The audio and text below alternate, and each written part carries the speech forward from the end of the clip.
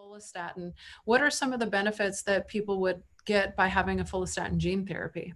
Yeah, so I can tell you kind of directly physically what happens is that and I won't because some of the mechanism is still, I think, a little unsure. I mean, basically people will say, well, this follistatin inhibits myostatin, and myostatin is what causes your muscles to break down. This is a genetic development that was basically goes to primates. I mean, if you have primates that are climbing around in trees and they keep exercising their muscles and they keep getting bulkier and bulkier muscles, well, then they start breaking the trees and falling out. So the design was that, for the body to be able to reabsorb some muscle. That works well when you're staying active all the time and you're constantly building and breaking down and keeping a maintenance. But as people are getting older, various hormonal changes, other things like that lead to a loss of muscle, which leads to weakness, instability, all these other problems with like just getting around. And follistatin allows you to kind of help maintain that the muscle. And when you build muscle, you don't lose it so quickly. So that's one of the issues. People obviously get a little bit frustrated with the gym. You go to the gym, you miss a week or two, and all of a sudden you feel like you're back. Like you did nothing.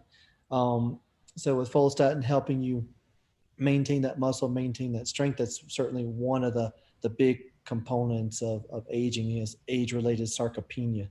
And the other thing, though, I will tell you on it from what I researched a lot, because my curiosity was, why did the animals live longer? I understand that having more muscle. I understand how that's very, can be very good from the aging standpoint. It's one of the reasons that people will supplement testosterone and things like that as they get older.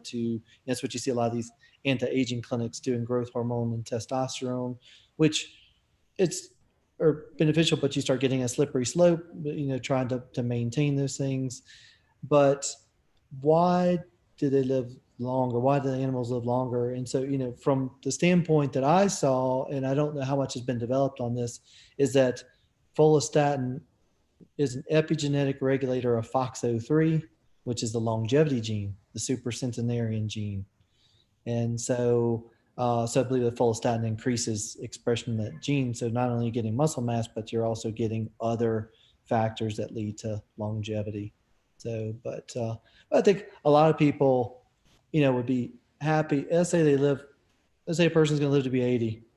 Well, if you give the person a choice, you're going to live to be 80, but you're going to be in decent shape. You're going to have decent muscle mass. You're getting around. You're going to live to be 80, but you're going to be frail.